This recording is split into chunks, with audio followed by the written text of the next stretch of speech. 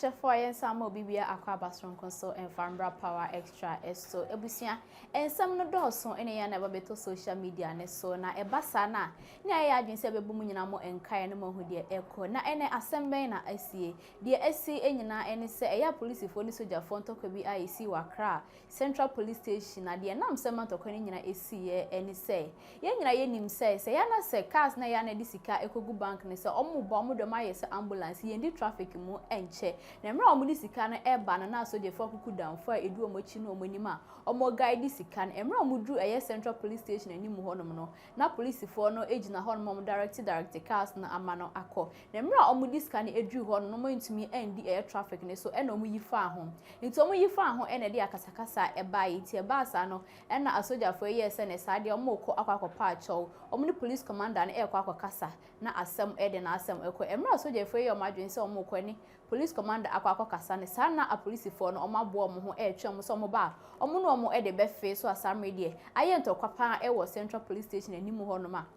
aye entokwa kesi a obia ehwe na adwen nti abusia yani eguso edi ensem nachi na aye nkwenyenko hwe video no emfa embra yekwohwe ba ade aka bia no ye de ebesom ni atie ne se asojafo akwakoto ase police fo bi so ebrim won a enya asem keto akora se ne omo se o mabu won no enna from kura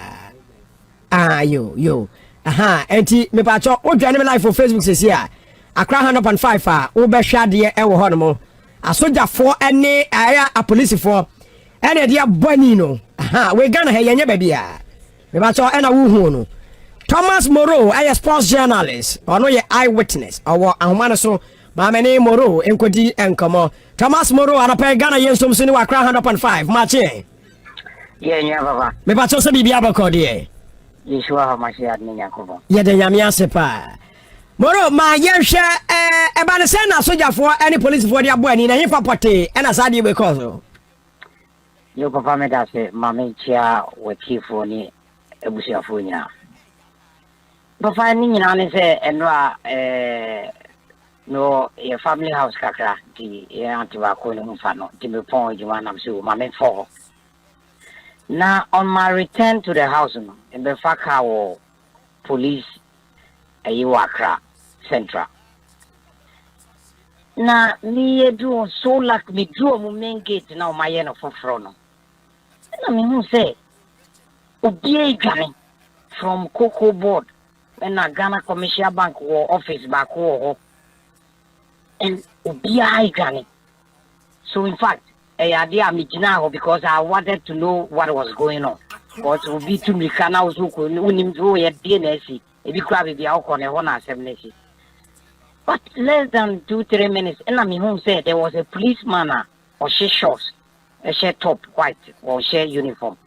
And would give me crab free a straw because Cocoa Board anymore there's a traffic light or turn it to the right and now call baby I look for bus stop no one. And would give me kind of buy would do one or catch them say soldier for number. So me don't share what was going on.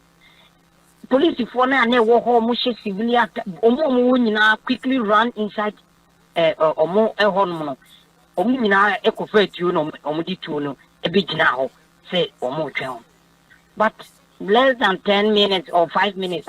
omo nyina kofa atu kuta ya na omo be gina na me hu say army commander bako na 3 officers omo di nachi omo march from the top and omo ba omo main gate but on arrival no omo catch so omo two gate no and omo two mu and a man ba ko see there be omo yesro omo mumie and omo say bie and the second time ba ko say omo ba omo tutu aso betu witi mumie omo bie na omo sa two mu for the third time and commander no need 3 officers no do and there was one officer but on share civilian or share civilian and will be someone saying no, so they wanted to see the commander Wahano, Intino Mobile. But almost yes, almost fast small gate, no more room, and a police report started pay almost so they should get back Ninoma. So quickly, no, one of them a sign. So about 20 to 25 normal military men with guns on the and down gate. So that was where the confrontation started. we need to say the whole obi so a hono I had to go up just and I won't say anybody who could take phone be out there they'll come after you. So we have to get some distance and the way I'm recording in Wamano we wanted to film them but unfortunately no sabi phone in you when you are because when you know now the be chat whatever you know so that is the eyewitness you know normal see no papa yeah good Thomas Moreau mesa ba hobi una me patcho udwane live for Facebook Accra 100.5 FM yesi police for na ato ase soldiers for so abu won fimfram ewo Accra Central na saade wezi enti Ghana ba bia ye duro na no ana soldier for gadi bulon van di sika ekọ ama police for gina one more direct traffic or more direct traffic wo no mo mentimi wase kakra bi e ba ye police for block kwan mentimi wase kakra bi e ba ye no eri na mo police for ni mo matro se soldier for so na mo bu won enye soldier se nye soldier for ni mo na bu police o na mo no police for ni mo na wo so mo ahode nti o bu soldiers no me ba cha ni ye hwe Facebook no Ghana ba bi e duro no se police for etimi nya akukuduro se ba bu soldier for so etimi nya akukuduro se be ye sei anu ne ko yes aye security agencies na wo mo boy ho ban no wo mo na matwa mo ho mo ko no hwe ade ene ye hwe sisi ano me pa cha hwe omkukratuo wo so wo be ma bra wo ye be ma wo so ye soldier ni na police ni abra a soldier for ne ko machi hwe ana a police for no chase wo ene no hwe wo mo pushi wo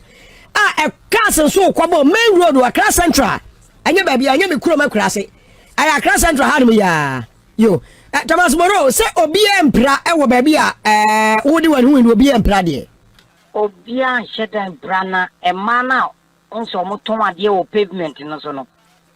a di ko cocoa board e di ko Kingsway former Kingsway the whole mu nyina no obi a start so dwane drivers ni kura had to get down from their cars obi a dwane because the way ana dey ni see you know just anything can happen. Nah, Papa, just to summarize what I'm saying. It sounds ridiculous. There been a police for any soldier for starting some more. What is going? What sort of country is this? We saw Rollins 79, let the blood flow. We saw a Katapori, Kwashigano, so Kutuchi Katano. They were young. Omo Kasa, the CI member, Omo Kasobia Kasa, but we never saw policemen fighting against the military. These were people when they were coming, people who ran. But look at what is going in this computer world. Jimmy Brennan, we did not see all these things. And then 2023, soldier war fighting against policemen. Who forces. Oh, you know. I want to hear this. As a mummy, oh, yeah, I'm push you, I'm mobile. Almost 2 months, and a baco cast a mummy or more by so, media have a year say police for our uniform, shorts, and TS all had to run and take and bring out. So, maybe I say, I don't a cuckoo from no process because around time, Ben is here, Thomas Moreau. Is he around between 4 or 5 or you no 4:35 to 5:30 or no? Okay, Thomas Moreau. Look, baby, everybody have to rise up because I didn't quite be to say monster jata or yekitwa, and no, Papa. If we don't take within short time, this monster will come after us, and we cannot run away again. Thomas Moreau, and I pay why. Thomas Moreau, your sports journalist, or say eyewitness, ever the course so ever Accra Central. Now, me pato, Oshaye, ever Facebook Accra 100.5 FM. Ferry, and new and guasias, or mine, Sadia way, EBC. Says, yeah, so Janny move police ni move so Janny, and don't have what Ghana. Ghana says, here, credit to me will be I your pay. And so Obicula Trion, dear, with me at your pay. Adia na beba police for some of the trust a soldier for one mukresika one mukreska bulon van bi no madenam one mukresika one de ko mu gadi sika no a wo de ko na a soldier for ne police for benya ntokwa na a polisifoɔ no wɔn nuanom a wɔn wɔ inside no ebe pie bebre beba ni etuo ade na mo bɛyɛ adwen bɛn na taye kyerɛ mo de yɛ saa de no nia ekoso no ase bola soja mo ma yɛ ni na hɔ empanifoɔ nsɔre no mo nkɔnda me saa de wei na enye ene obi ani gidie obi anu sojafoɔ ni gidie o polisifoɔ mu ni gidie o sojafoɔ mu pɛ ne yɛ hu ne de saa na me mɛka no ɛwɔ ha